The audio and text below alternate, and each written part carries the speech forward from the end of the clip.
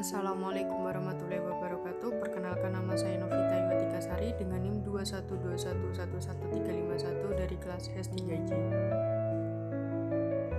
Di sini saya akan sedikit menjelaskan materi tentang fikih siasah. Yang pertama yang akan saya bahas yaitu pendekatan kajian fikih siasah. Dalam mengkaji Islam dan politik, ada 3 pendekatan, yaitu pendekatan normatif, sosiohistoris, serta filosofis.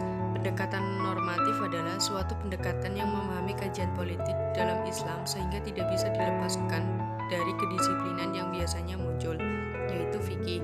Namun, hal tersebut tidak bisa disangkal bahwa kajian politik dalam sejarah Islam yang menjadikan fikih sebagai suatu alat optiknya.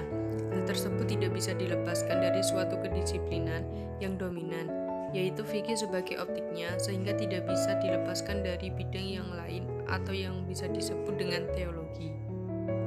Suatu pendekatan yang digunakan ketika mengkaji politik Islam adalah fikih. Pendekatan fikih baru digunakan setelah pendekatan teologi yang membahas tema politik.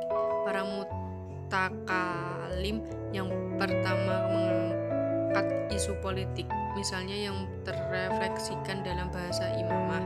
Dalam wilayah teologi, pendekatan normatif dapat digunakan, misalnya melihat respon ketika masa setelah Nabi, belum terdapat mazhab yang betul-betul bisa menyikapi persoalan tersebut.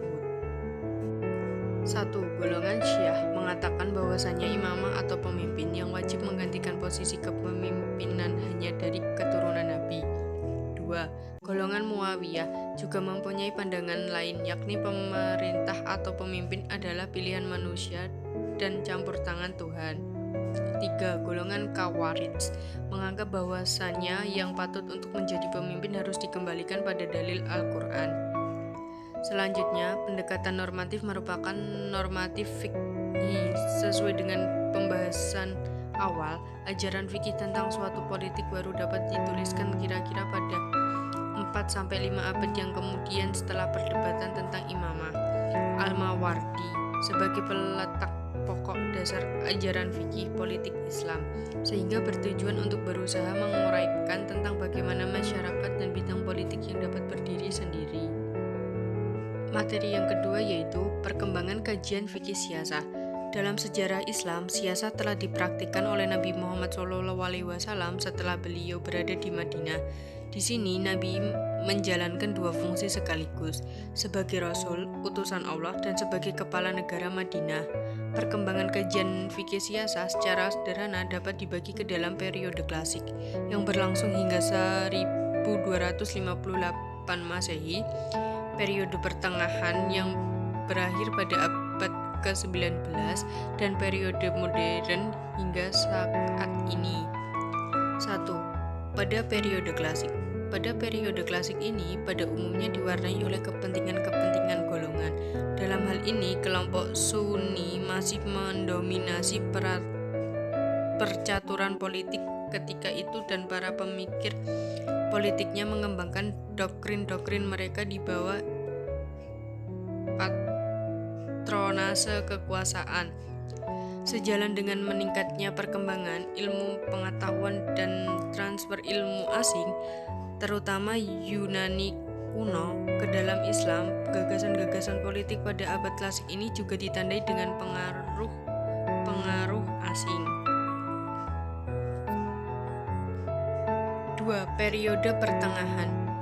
Pada periode pertengahan ditandai dengan hancurnya kerajaan Abbasiyah pada tahun 1258 Masehi di tangan tentara Mongol.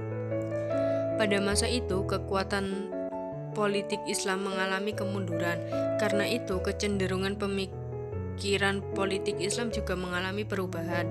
Tokoh yang mengalami langsung tragedi penyerangan tentara Mongol ke Baghdad adalah Ibnu Taimiyah, yaitu pada tahun 1263 sampai 1328. Pengalaman pahit ini kemudian membekas dalam kepribadian Ibnu Taimiyah dan mempengaruhi pemikiran politiknya. Kajiannya tentang fikih siasah ini tertuang antara lain dalam kitab Al-Siyasah, Al-Syariah, Fi Islah Al-Rayyah, Majmu' Al-Fatawa, dan Manhaj al-Sunnah. 3. Periode modern. Pada periode modern ditandai dengan semakin lemahnya dunia Islam di bawah penjajahan bangsa-bangsa barat. Hampir seluruh negeri muslim berada di bawah imperialisme dan kolonialisme barat. Di samping menjajah dunia Islam, barat ternyata mencoba mengembangkan gagasan-gagasan politik dan kebudayaan mereka yang tentu saja tidak terlepas dari pengaruh sekularisme ke tengah-tengah umat Islam. Di sisi lain, umat Islam sendiri tidak mampu menyaingi keunggulan barat dalam bidang teknologi, ilmu pengetahuan, ekonomi, dan organisasi.